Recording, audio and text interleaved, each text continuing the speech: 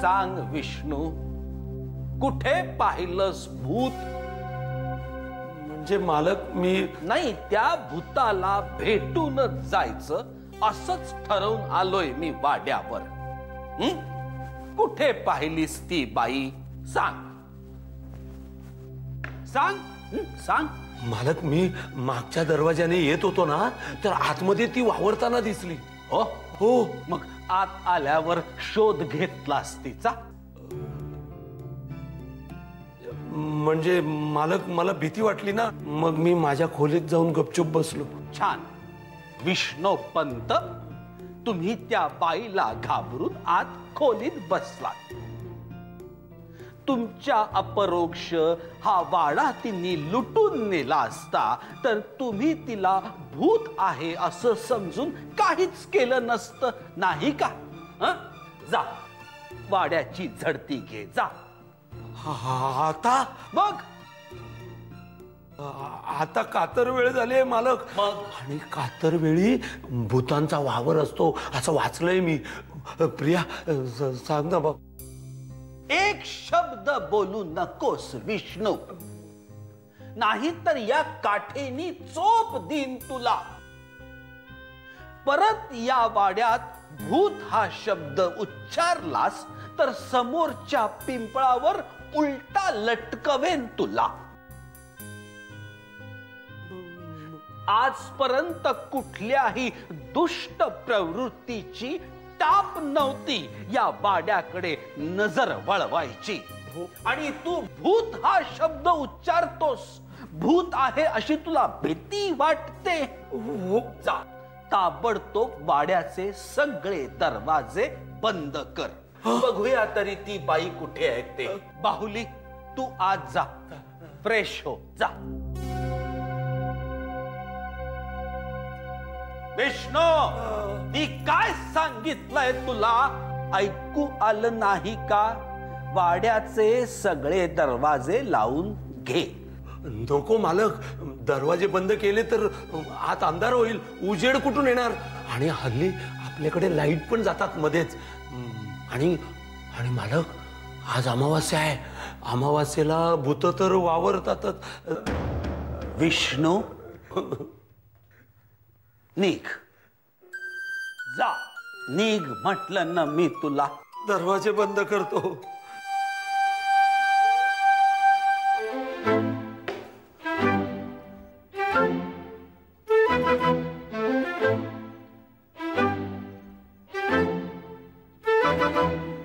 सोपान काका,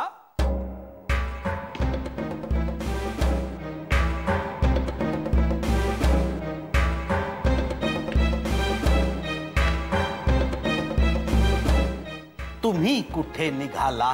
मी कुठं? मी नाही, कुठे नाही. ते आपलं हे, मी झोपायला जातो. हो, झोपायला. चला, मी पण येतो तुमच्या खोलीत. तू नको, तू आराम कर बाबा, मी झोपतो जाऊन. नाही, काय आहे की ती बाई जर कुठे असेलच तर बघून घेतो, कारण भूत नाही येते याची मला खात्री आहे. हाडा मासाची बाई आहे. उगाच तुमच्या मनात माझ्या मनात काही नाही बरं का. मी ते इष्टेसारखा भित्र थोडाच आहे. मी चांगला तरणा बांड आहे. अरे मी इथं असताना कायच्या बाईची हिंमत आहे माझ्या खोलीत यायची. तू आता प्रवास करून जमून आलायस, तू आराम कर, मी जातो बरं का. आराम कर, काळजी करू नको माझी, मी चांगला आहे.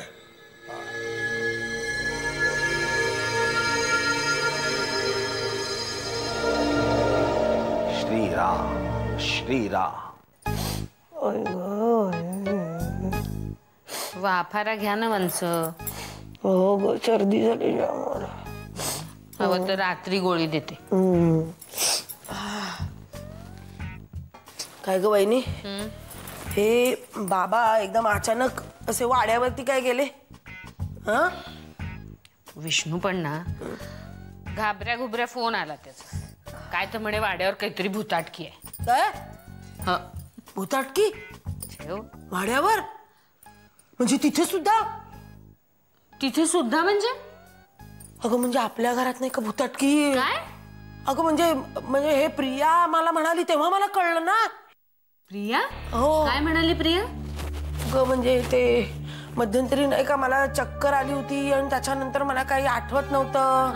हा तेव्हा तो सुद्धा सगळा भुताटकीचा प्रकार असणार. बघ मी तुला सांगते. अगं प्रिया काय म्हणत होती माहितीये की इकडे ना एक अदृश्य शक्ती वावरते. हो आणि ना कोणीतरी इथून मम्माना धमकीचा फोन केला होता अगं. आणि ना सुलेखाच्या आवाजासारखा आवाज होता. म्हणजे आता भुताटकी नाही तर काय दुसरं मग म्हणायचं आता हे वहिनी. हे तू घरी सगळी तुझी भूत उतरवती की नाही बघ. काय म्हणालीस ग? अहो ती प्रिया काहीतरी उगीच बडबडत असते हो. अगं उगीच बोलली तरी माझ्या कसं लक्षात आलं नाहीये? अगं एकदा ते आमच्या टेकडीवरचे महाराज मला म्हणाले होते की देवा. अगं तू डोक्याला हात लावून काय होणार आहे आता? ह्या भुताटकीवरती कोणी डॉक्टर औषध देणार आहे का? मला सांग ना तू. वंश मुळात ही भुताटकी हे कुणी ठरवलं? कोणी सिद्ध केलंय का ते? अगं आता एकत्रच दोघांना एकच वाटू शकतं म्हणजे काय आता? दोघं कोण? अगं असं काय करतेस वहिनी? मी आणि विष्णूला तिकडे अनुभव आला आणि मला इकडे अनुभव आला. बापरे देवा. नाही म्हणून मी आता असं ठरवते की मी आहे ना बाबांना आणि विष्णूला घेऊन आहे ना त्या टेकडीवरच्या महाराजांकडे जाते. वंश तुम्ही कुठेही काही जायची गरज नाहीये. अगं नाही ऐक माझं. हे बघ मी ऐकत नाही. काय करते? या येऊ दे दाखवते मी तिला. अगं वहिनी असं काय करतेस तू? अगं तिला काय दोष देते? तिच्यामुळे कळलंय मला वहिनी.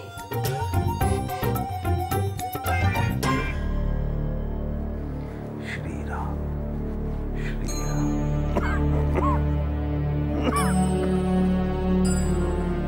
श्रीराम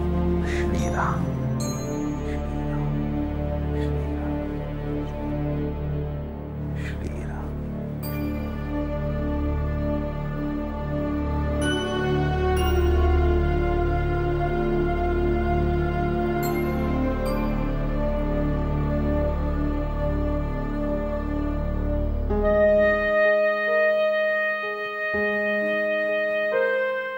बाहुली अशी बघतेस काय माझ्याकडे? आजोबा तुम्ही एवढे चिडता, एवढे भीषण? बाप रे, तुम्हाला एवढं चिडलेलं मी पहिल्यांदाच पाहिलं आजोबा. बाहुली माणसानं वेळ प्रसंगी मेणाहून मृदू आणि वज्राहून कठोर असायला हवं. बाप रे, पण आज मला तुमची पहिल्यांदा भीती वाटली. अरे चा बाहुली. म्हणजे आदरयुक्त भीती वाटली. पण एकदम कडक आहे आजोबा. Solid, great. पण सांभाळून. बघा खोकला सुरू झालाय. तुला एक सांगू का? या वाड्यात आल्यावर अंगामध्ये जोर, उत्साह कुठून येतो कळतच नाही. जणू काही स्फुरण चढत. पण बरं झालं मी चिडलो. नाही तर विष्णूच्या मनातली भीती गेलीच नसती. ती भीती घालवायला मी धाक नावाचं शस्त्र वापरलं. बापरे, पण मला ना विष्णू काकाची दया सुद्धा येत होती आणि खूप हसायला येत होतं. कारण ना तो एकतर भूत आहे म्हणून खरंच खूप घाबरला होता आणि त्यात तुमच्या धमकीमुळे ना आणखीनच घाबरला बिचारा. म्हणजे आगीतून फोफाट्यात अशी अवस्था झाली त्याची. श्रीराम. आजोबा काय हो, कोणीतरी बाई खरंच असेल अजून वाड्यात? ठीक आणि असलीच तर तिला माझं बोलणं ऐकू जावं आणि ते ऐकून तिने बाहेर यावं म्हणून केलेली युक्ती होती ती. मान गया आजोबा, ग्रेट. खरंच मी सांगू तुम्हाला, तुम्ही गेल्या जन्मात बिरबल असणार नक्की.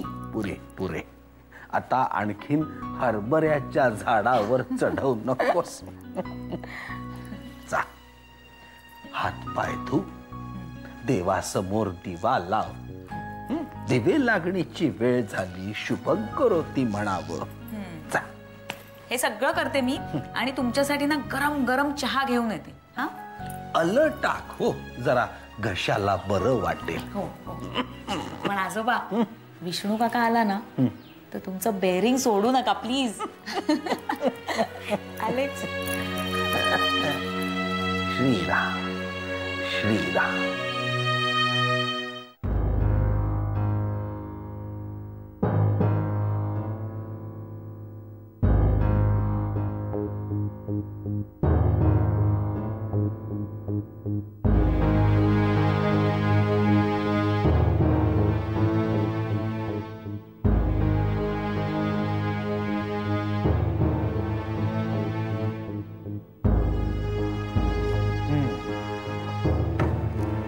Shriram Shriram.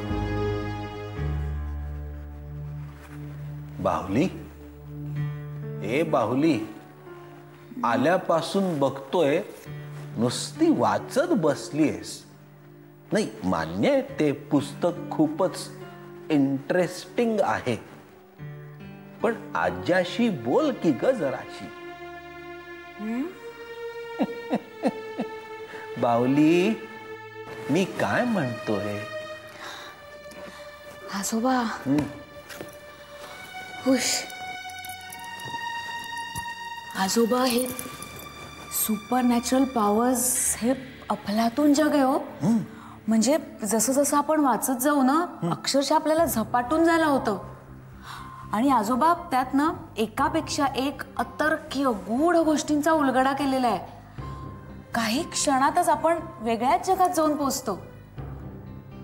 Super natural powers,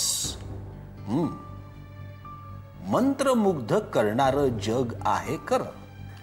तुम्ही वाचलंय कधी? थोडीफार माहिती आहे मला. भन्नाट आहे ना आजोबा.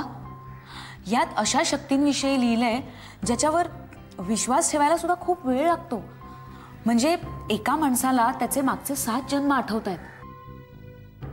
किंवा असा एक माणूस आहे जो डॉक्टर आहे आणि त्याला त्याच्या आजूबाजूचं असं एक विश्व माहिती आहे जे अस्तित्वातच नाहीये.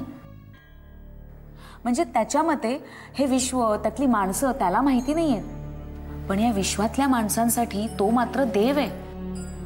बाहुली, या शक्ती पौराणिक काळापासून अस्तित्वात असल्या पाहिजेत.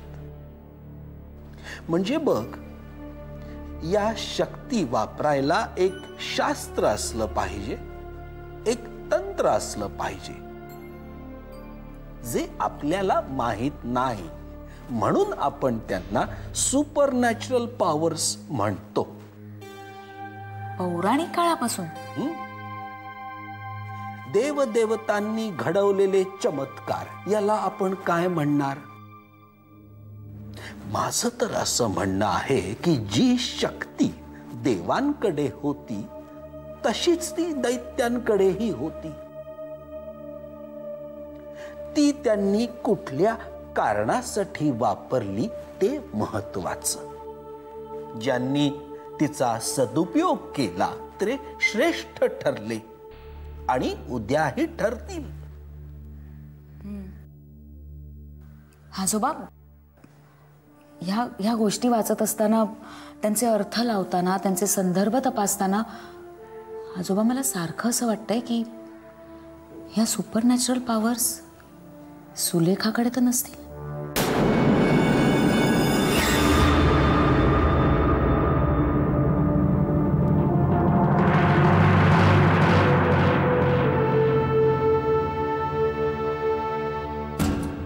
बाहुली, याचा अर्थ तू हा अभ्यास. हो, सुलेखासाठी. आजोबा मी घरात कुणालाही हे सांगितलेलं नाही. आणि तुम्हीच म्हणता ना की प्रत्येक गोष्टी मागे, प्रत्येक शक्ती मागे एक शास्त्र असतं, बरोबर? अगदी बरोबर. मग आजोबा, मी हे जे काही वाचते ते सुद्धा एक शास्त्रच आहे, बरोबर? यात शंका नाही. मग आता मला एकच गोष्ट सिद्ध करायची आजोबा. सुलेखाने आतापर्यंत जे काही केलं तो सुपर नॅचरल पॉवर्सचाच एक भाग होता. बाहुली, आजोबा प्लीज हे कोणालाही सांगू नका, कारण मी सुलेखाबद्दल आतापर्यंत जे काही बोलले ते सगळं खोटं ठरवत आलेत सगळे. एकदा मला सिद्ध करू दे प्लीज. ठीक आहे बाहुली, सत्य सिद्ध करण्यासाठी प्रयत्न करायला माझी कधीच हरकत नव्हती आणि नसेल.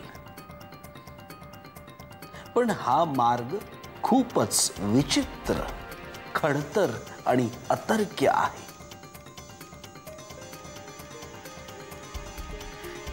या विषयांचा सखोल अभ्यास करणारे ज्या जगात वावरत असतात त्या जगात माझी बाहुली हरवू नये एवढीच इच्छा आहे. नाही हरवणार आजोबा. या मार्गात प्रत्येक पाऊल सांभाळूनच टाकेन. पण सुलेखाला कोंडीत पकडायचा आत्ता तरी हा एकच पर्याय आहे. श्रीराम श्रीराम. ठीक आहे बाहुली, या जगात तू एकटी जाऊ नकोस. मीही तुझ्या बरोबर असेन. थँक्यू आजोबा.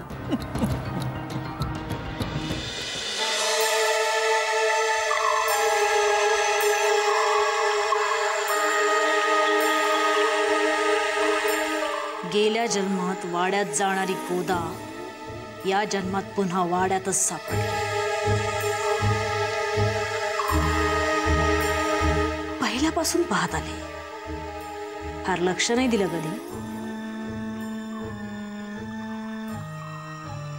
निखिलला संपवण्याआधीपासून प्रत्येक वेळी मांजरीसारखी आडवी आली ती. माझ्याविषयी जन्माला आलेल्या प्रत्येक संशयाचं मूळ ही प्रियाच होती. तेव्हाच या मुळावर घाव घातला असताना तर आज इतके घाव घालावेच लागले नसते.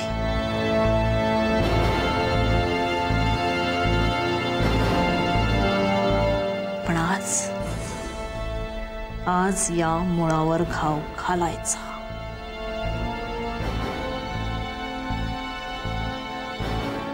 आज इंदुमती तिचा पुढचा बळी वाड्यातच घेणार.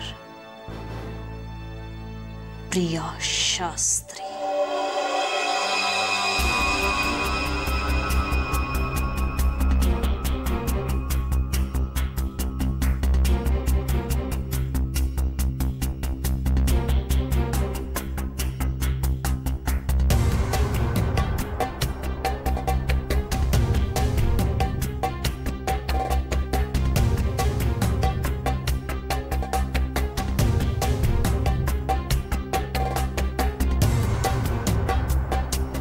काही झालं काय गं?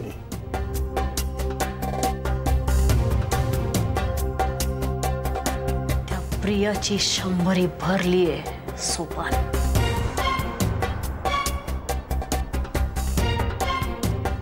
याची काय करणार आहेस तू? जे इंदुमतीने करायला हवं होतं, पण ती संधीची वाट बघत बसली आणि म्हणूनच पुन्हा जन्म घ्यावा लागला तिला. पण आता या जन्मात संधीची वाट बघणार नाही.